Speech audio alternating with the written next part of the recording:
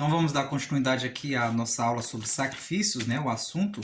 E para a gente encerrar, vamos agora ver aqui sobre sacrifícios humanos, encerrar esse assunto, né? Não há o curso, as formações de angelologia. Sacrifícios humanos. O demônio, em sua soberba demencial, quer se pôr no lugar de Deus e ser adorado.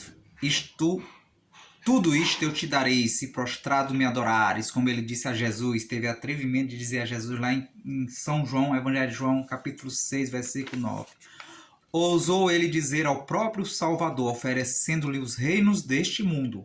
E este é o convite que ele faz aos homens, sobretudo aos que o procuram. Adore-me, que eu lhes darei tudo. E o pior que ele dá mesmo. Se você servir a Satanás, fazer o que ele quer, como se pede lá no ambiente de macumba, porque também lá no ambiente de macumba é satanismo. Você pode estar lá dentro, às vezes o pai de santo está lá dentro, mãe de santo está lá dentro, que nem chama mãe de santo nem pai de santo, mas é pai de Satanás, de demônio, mãe de Satanás, estão lá dentro sem se dar conta que eles estão servindo a Satanás. Mas às vezes podem sim terem esse entendimento a partir do momento que eles vão se envolvendo, eles vão descobrindo que é o pacto implícito, porque a macumba é um pacto implícito, né, oculto, também chama ocultismo. Aos poucos eles vão percebendo que na verdade eles estão servindo a Satanás. Então, ele quer ser adorado e ele dá tudo. Por isso que a pessoa vai na macumba pedir algo e o demônio não dá. Ele dá, ele vai dando mesmo.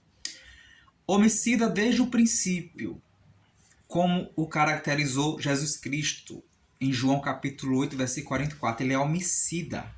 O demônio não se satisfaz apenas com as oferendas de animais. Presta atenção, o demônio não faz...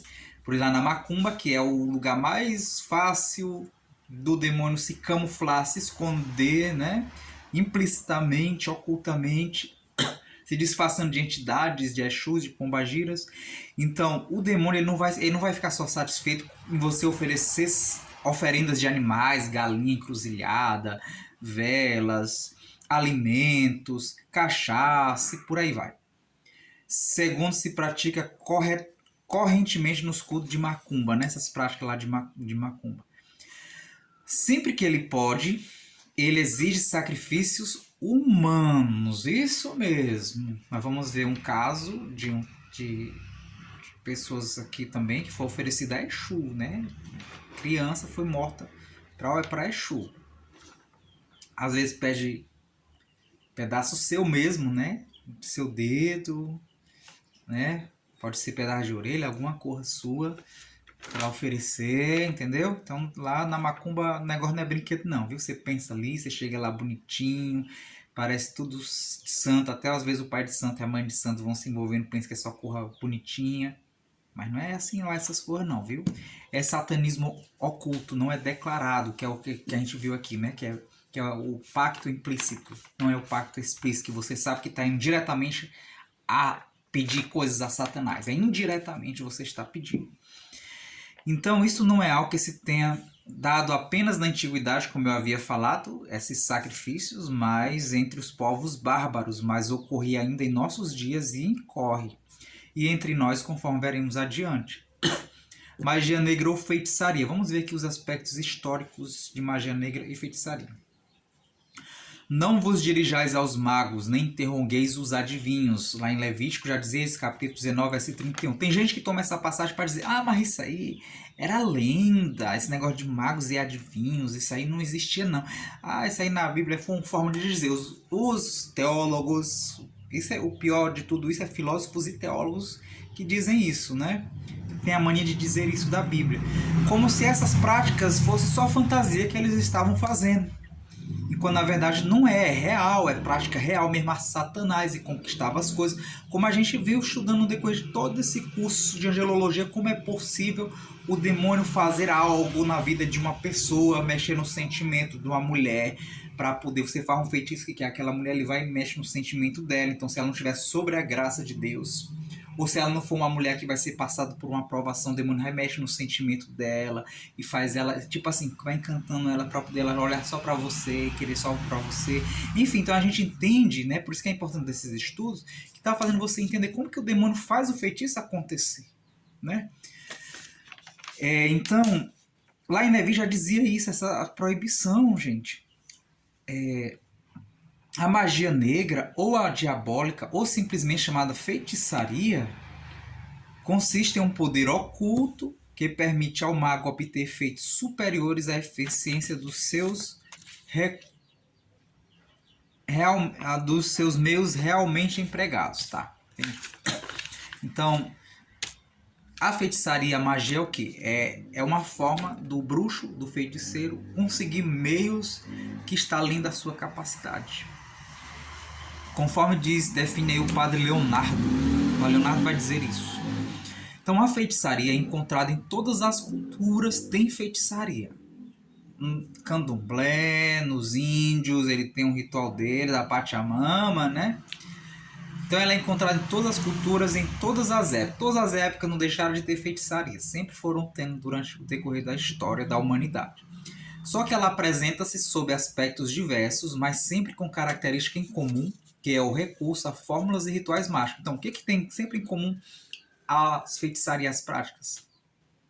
Rituais mágicos, fórmulas, né, que são os ingredientes para se fazer o feitiço. Você vê às vezes em desenho animado, bota isso aqui, faz isso aqui, né? Faz as orações lá macabras. Mas por que isso daí? Por que é geralmente encontrado em vários povos? Porque geralmente quando um povo dominava outro povo, ele às vezes adotava aquela cultura daquele outro povo, da divindade, os deuses faziam uma mistura. Então ia sempre assim, às vezes tendo essas misturas toda. Por isso que Deus, ele, se você lê o Antigo Testamento, ou você já fez algum estudo em algum outro local, ou você já viu filmes do Antigo Testamento todo, você vai ver que sempre Deus diz assim, ó, não quero você, Deus separou o povo dele dos outros povos pagãos, não quero discriminação. Deus dizia assim, quem quer me seguir, lá a partir de Abraão, quando ele começa a separar, tirar Abraão tirar o povo todo da prática pagã demoníaca, Deus diz, vamos que eu vou mostrar o caminho para vocês, eu sou o Deus verdadeiro, eu não quero essas coisas. Só que só Abraão e algumas pessoas quiseram sair.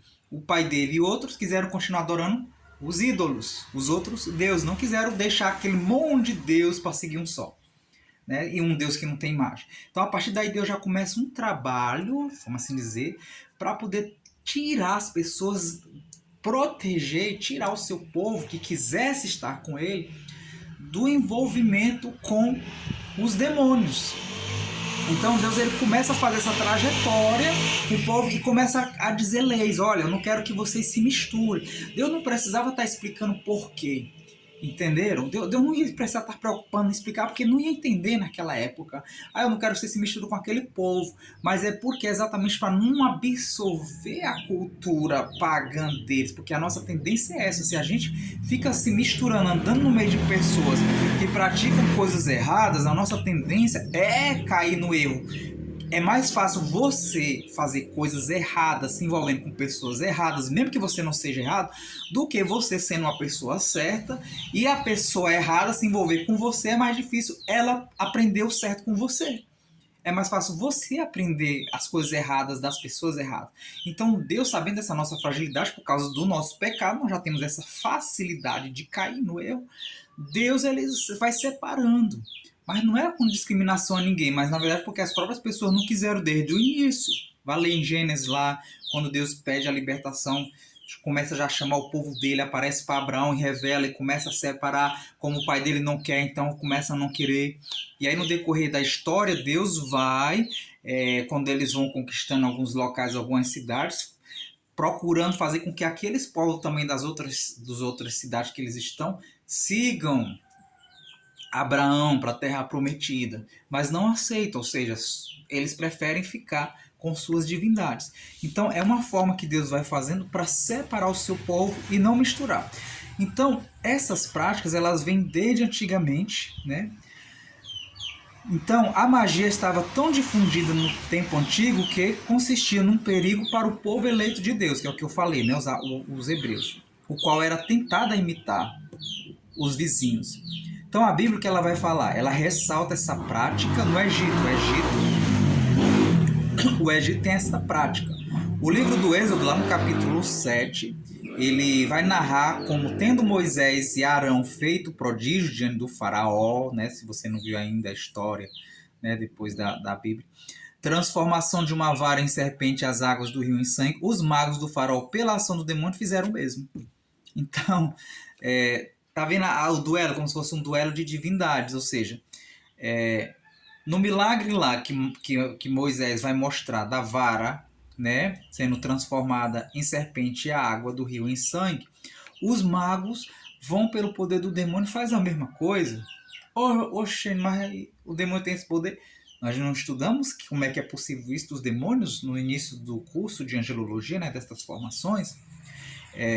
O livro de Isaías, capítulo 47, e o de Daniel, no capítulo 1, mostram a importância da magia entre os babilônios. Então, o povo babilônio é um povo que eles tinham muito essa prática, esse povo antigamente, esse povo antigo. Também os gregos, romanos, o povo grego da Grécia, de Roma, nada faziam de importante se antes consultar as pitonistas e os oráculos, ou seja, o oráculo é o portal, vamos dizer. Então eles tinham seus portais. Então existia vários tipos de portais, que era a consulta com o mundo espiritual. E às vezes esse portal, às vezes era o médium deles, né, dos romanos, dos gregos, os seus, vamos dizer, seus profetas. Você vai ver na Sagrada Escritura também relatar lá, oráculo do Senhor Javé. Ou seja, Isaías, os profetas eram vistos como os oráculos, ou seja, eles eram esse portal, essa porta-voz de Deus no qual entravam em contato. Você pode estar ouvindo o barulho dos pintinhos, que os pintos estão bem aqui. As minhas criações aqui pertinho, né? Pertinho aqui de onde eu estou fazendo a gravação. Onde foi que eu parei aqui? Tá. Então, aí por diante de tudo isso, desse envolvimento dos povos, né, Deus estabeleceu a mais severa das punições para quem recorresse a mágicos e adivinhos ou invocasse os espíritos, a pena de morte. Então você vai encontrar lá em Êxodo 22, Levítico 20, 19, 20 e Deuteronômio 18, Deus falando sobre a pena de morte. Eu não vou ler aqui, se você quiser pausa o vídeo, vai ver esse capítulo, né? Êxodo capítulo 22, versículo 18, Levítico capítulo 20, versículo 27, e Levítico capítulo 19, versículo do 26 a 31, Levítico capítulo 20, versículo 6 e Deuteronômio capítulo 18, versículo do 9 ao 14. Você vai ver, Deus criou a lei de pena de morte quem reconhece essas práticas. Porque, gente, eram práticas cruéis, práticas que chegavam a matar pessoas, crime, isso era um crime. Aí se conta uma história mal contada na época da Inquisição que se fazia isso. Mas a Igreja Católica, ela investigava para saber realmente se teve a prática. Se teve essas práticas cruéis. É a pena de morte, como a Igreja Católica era unida com o Estado, ia ter pena de morte, porque você cometeu um crime. E bruxaria era vista antigamente mesmo como um crime, e é um crime, gente. É um crime espiritual e que chega às vezes a ser também um crime humano, dependendo da pessoa que morreu sacrificada lá, inocente sacrificado. Abortos, mulheres se preparam para abortar durante o período do ano quando está perto de chegar o Halloween. Então, gente, isso é crime. Quantas pessoas não são prejudicadas por causa de feitiço que é feito? Hoje se banalizou isso. Eu vi uma vez hoje um religioso, um monge, que ele disse assim, sente falta da época da Inquisição. Gente, a pena de morte. A fogueira, de certa forma, eu sei que houve inocentes, falha, eu não sei direito se foi culpa da igreja ou não também no meio, eu não sei de história detalhada, tá? Mas a gente tem que entender o porquê que existiam essas coisas. Porque, mas Deus diz não matarás. O mandamento não é não matarás, é não assassinarás.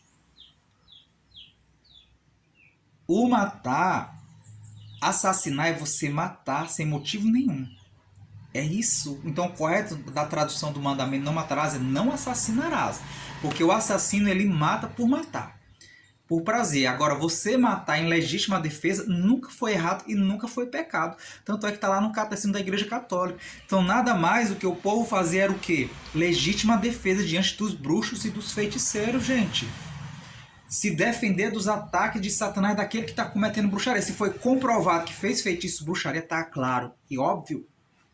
De repente eu chego lá no feiticeiro, de repente vai fazer uma investigação, chego lá no feiticeiro, está o nome do Clailton escrito.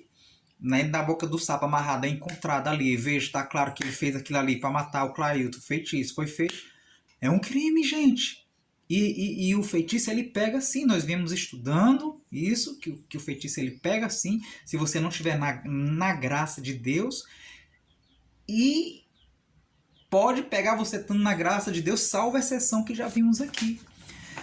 Então achar que talvez isso aqui também era só corrido do Antigo Testamento, não, gente. Se eu sou a favor, vou dizer bem para vocês aqui nesses estudos, eu sou a favor que a Igreja Católica volte a criminalizar com pena de morte quem comete feitiçaria e bruxaria que é comprovado. Aí só assim vão se aquietar, né? Vão tomar mais cuidado antes de fazer prática de bruxaria. Porque tem gente dentro da nossa Igreja Católica fazendo bruxaria. Prática de bruxaria dentro da nossa Igreja Católica. Que está na missa participando e está fazendo bruxaria. E está lá com falsidade, com segundas intenções de propósito para fazer o mal. Essas pessoas merecem ser investigadas e descobertas quando a gente sabe quem é. Aí só assim entra no museu, mas virou uma banalização mundial diante disso. Então, irmãos, deve haver sim a pena de morte quem faz feitiçaria. E quem é provado, principalmente quem comete assassinato. Aí iriam amenizar. Claro que não ia resolver, porque vão continuar praticando escondido, mas pelo menos iam saber que estamos em ação. Que estamos em ação.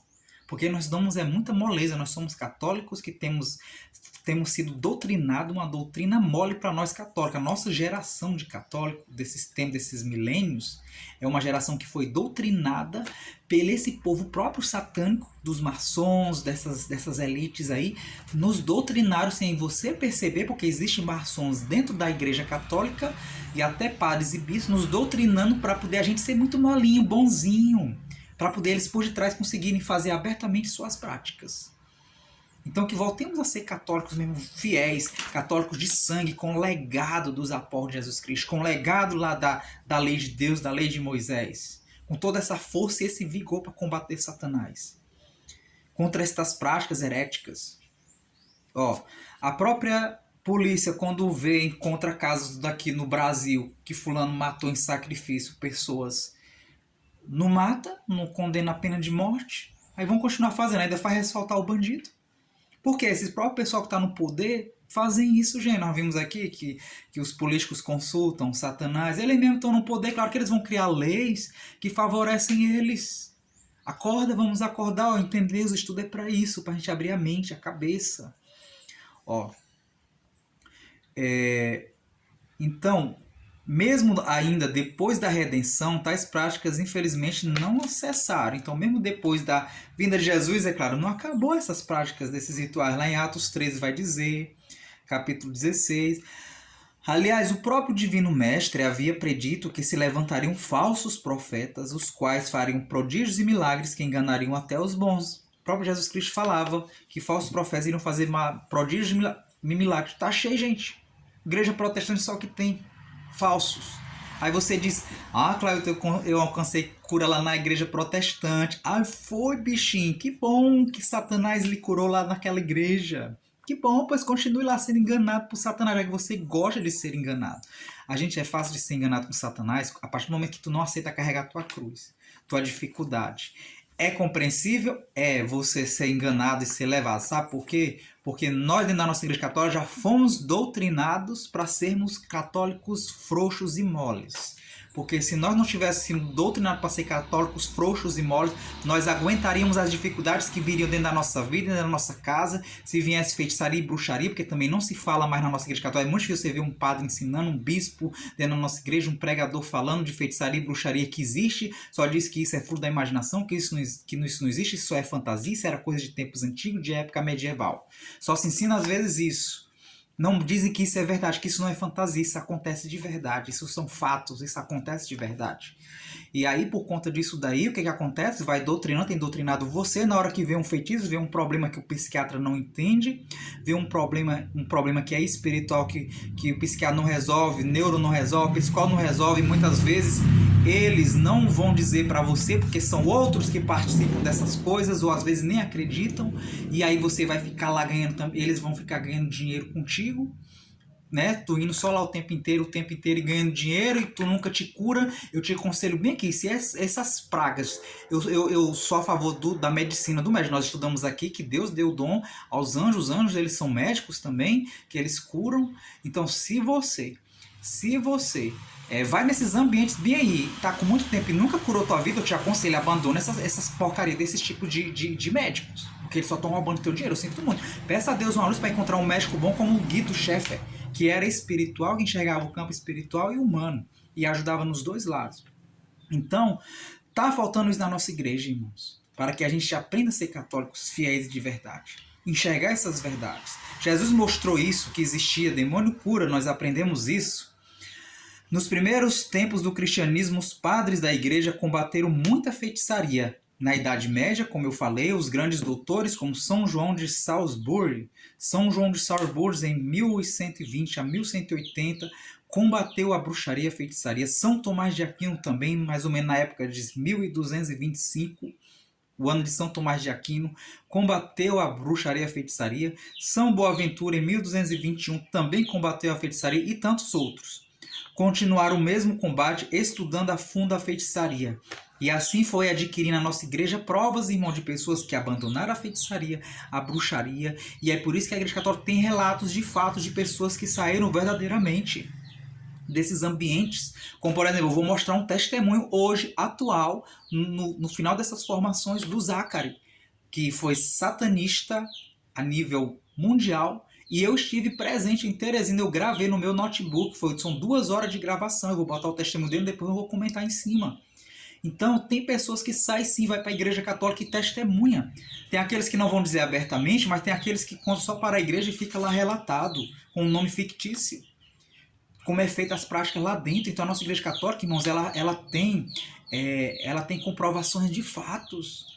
Ela tem comprovações de casos verídicos de pessoas que saem, que estavam em ambiente, que estavam em ambiente de Halloween, que faziam práticas engravidavam no começo do ano para quando chegar Halloween em outubro poder abortar, matar o feto para poder oferecer em sacrifício a Satanás nas missas negras.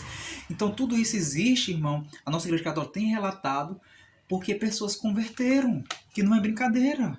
Isso existe, ainda continua existindo pessoas que se convertem e saem, como o Zachary. Nada melhor do que o Zachary, que é o mais atual de hoje. Que eu fiz questão de conversar com ele, depois conversei com ele pessoalmente, perguntando algumas coisas, tirando dúvida.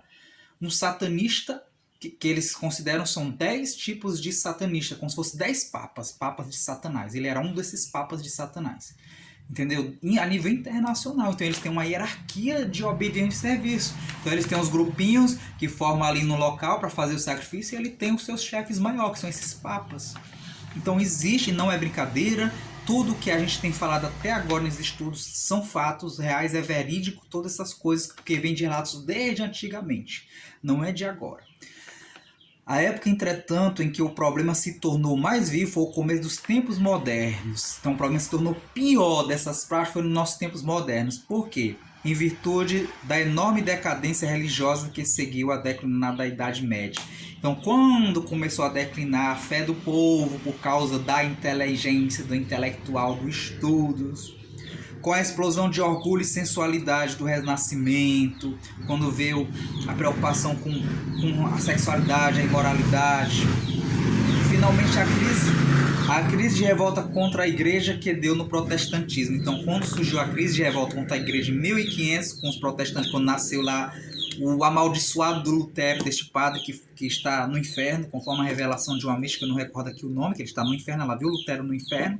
Então, por causa deste amaldiçoado, deste padre Lutero, que foi para o inferno do protestantismo, começou a cair estas práticas e esses ensinamentos sobre feitiçaria e bruxaria. Por isso, eis aqui o exército de São Miguel Arcanjo, para com toda a força, todo o vigor, nos mostrar e nos esclarecer onde estão esses ataques satânicos e que existe verdadeiramente. De fato, sobretudo no século XV ao XVI, inúmeros papas e conselhos provinciais promulgaram documentos alertando contra a prática da feitiçaria. Então, gente, vários papas fizeram documentos. E mais adiante, nas próximas formações, a gente vai ver sobre esses documentos, a bula de Inocêncio, enfim. Então, tudo isso que a gente está relatando são fatos, tá bom? Guerreiros e guerreiras deste grupo e aqueles que vão estar vendo esses estudos. Eu espero que estejam tendo um bom proveito, tá bom? Até as próximas estudos, próximas formações.